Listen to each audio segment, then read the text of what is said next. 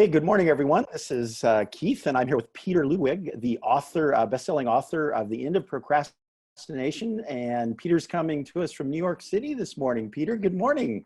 Hey, morning. Great to have you here again.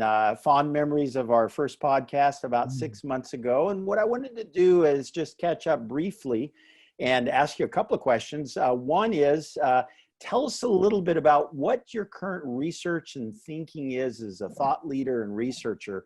What's kind of going through your mind these days? Yeah. I'm preparing a new book, and it's quite huge because my first book was about procrastination, and procrastination is something negative, right? It's something that it a little bit scares you that you are doing something wrong. But the new book will be about purpose at work, and purpose is something positive. So how to build a purpose-driven organizations, and how to find purpose in your personal life, and then help others to find their purpose. So, and I'm very excited about this new topic because there's a lot of new scientific studies and new scientific data about the fact that the more purpose you have at work, the happier you are, you have better health, better relationships. So purpose seems the key of many our problems these days. You know, it's interesting, Petr, from our first podcast in The End of Procrastination is, I recall your thesis, the core thesis is, one reason we procrastinate is because we lack purpose as individuals. Right. How does that transfer to organizational purpose and individual purpose? We have a belief that the best organizations in the world, the company has a compelling company purpose, and then the leadership team is substantially aligned with their individual purpose. Tell us your thoughts on that and any research or insights you have. My view on that is that I'm living like 3 blocks from Wall Street. Basically, I live there in one of those buildings, if you see them. And what I feel is that companies and corporations, they often have their values, they often have their mission statements, but those are empty phrases. So they put those sentences on walls, but no one really believes those sentences. And the problem is that if those corporations, if they are on the stock market, their main priority is the endless growth. And the endless growth is mentality of a cancer cell. So sometimes it's about switching a mindset from like the endless growth to more focus on like the scale of impact. So for me, the main reason why I'm here in the US is to scale up, but not in terms of money, but in terms of positive impact on recent society and on the recent world. So I think that it's all about leadership. We need more leaders with strong values and with moral integrity, because then the employees can really trust them and believe them that those sentences, those corporate sentences, are not empty phrases. If you have leaders that they really believe in their values and are able to like inspire others by their example, then it works. And as you prepare and are writing your second book, what are you finding relative to building cultures of purpose? What are some of your insights or research there? For me, one of the key moments is to choose right people. So if you choose right people, and if they have the right values, then you don't have to work with them that much. So, and if you have right people with right values, so for example, I have a team of 35 people, and I have a I'm very happy that I can choose them by myself. And the main thing that I'm focusing on are like their personal virtues. Like if they are humble, for example, humbleness is a key virtue to me. So if they can admit their fault, that's a key. For example, I cannot cooperate and I cannot work with people that they are unable to admit their faults, because it means that they are unable to learn new things, and you have a high risk for the future that if they are unable to admit faults, then they will have a higher chance to do some like behavior that is not right in terms of values. Mm-hmm. And so as a leader of a business, you personally interview everyone that you'll put on your team. Is that correct? It's the last step of the of the pipeline of we have like 3 steps of the interview, and I'm the last step. Yes. And my last colleagues, for example, I hired my new assistant like half a year ago, and she's amazing. And the way I'm hiring these days, because I have a lot of followers on all social media, altogether more than 80,000 followers, I'm hiring that I only share a video on my Instagram, and the video was like, I need a new assistant. I need that she should have those values. Yeah, she should be like humble, but very positive, and able to take a risk a little bit sometimes. And that's the best way how to hire, to be really open and to be able to express what and who you need. For example, in a simple video, it's much better than to have those ads that are empty phrases again. And for me, the personal approach works a lot. Mm-hmm.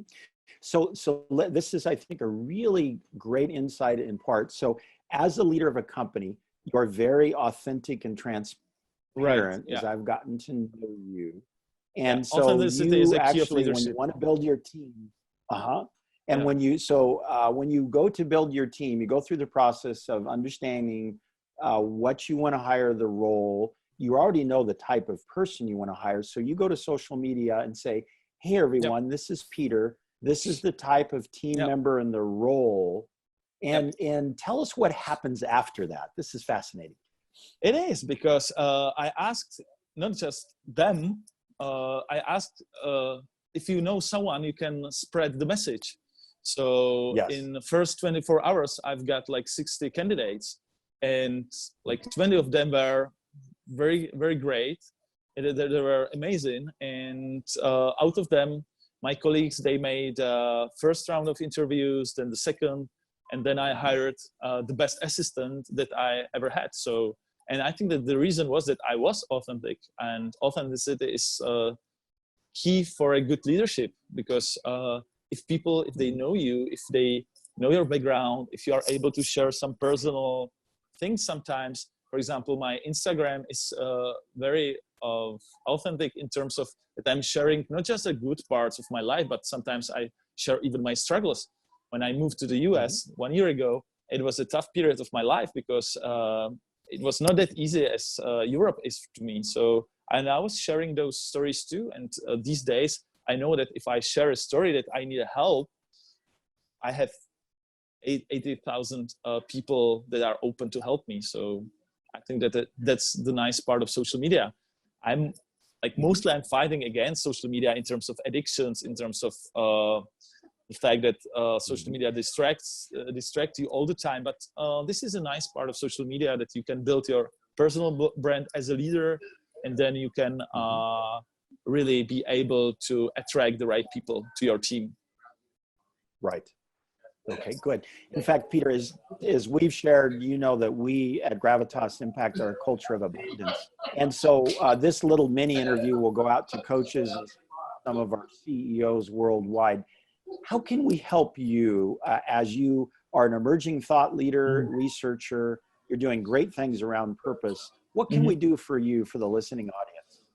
Yeah, it's funny because I have 2 very different lives. First life is in Europe. Europe goes very well to me. Yeah, I'm mostly booked out, and my podcast is in top 3 in my country. So Europe is doing very well. But when I'm back in States, it's a little bit tougher, and it's quite humbling experience to me because I'm not sold out. So I have like 50% still free time for my keynotes here. So if you want to have a keynote or lunch and learn, or if you know someone that is organizing a conference, I would love to do more talks here in States. And I have 2 main topics. First is based on my best-selling book. It's about how to stop procrastination. And the second is based on my new book that I'm just writing, and it's called Purpose-Driven Leadership. So how to build organizations with great teams in 21st century. So if you have any ideas on that, I'm very open to do more talks here in States, because I really love to be in a different environment. And for me, it's a challenging year. 2020 will be very challenging, but what I believe is that it was a great and the best decision in my life to move to States. Peter, we encourage all of our leaders, especially our CEOs, leaders of companies, to take time away every year, and we call it think time, reflection time. Tell us about your annual ritual as you go to Japan. Tell us what you do there. Yeah, I have a ritual that is about going to Japan every year for 1 month. And it seems that 1 month is a huge investment of your time. But what I realized that when I go back after that retreat in Japan, after those four weeks, I have, let's say, 3 times more energy. So I can accomplish 3 times more things the next half a year. So it's an investment, but at the end, the gain is even bigger. So I encourage all my clients to do the same, to have long vacations. And what I do is that I uninstall like almost all social media. I don't follow news, so I'm not distracted by politics. And Japan is a great country to really have a good rest, because they have amazing food. They are very kind in terms of hospitality. You have beautiful nature. So what I do is that I'm not following the tourist path. I'm always somewhere in the middle of nowhere.